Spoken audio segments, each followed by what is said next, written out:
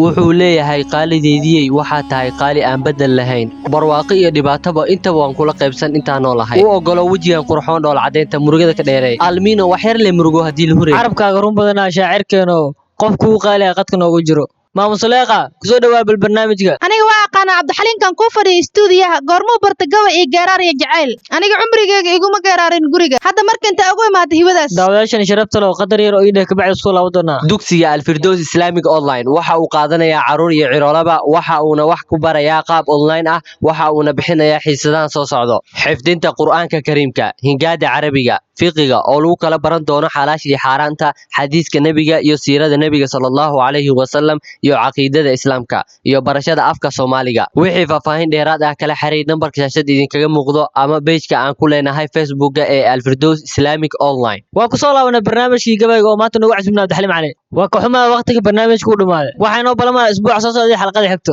khayrku waa bariista sug bal waxyar Cabdixaliinkii qatar iska dhigaan intuu ka baxay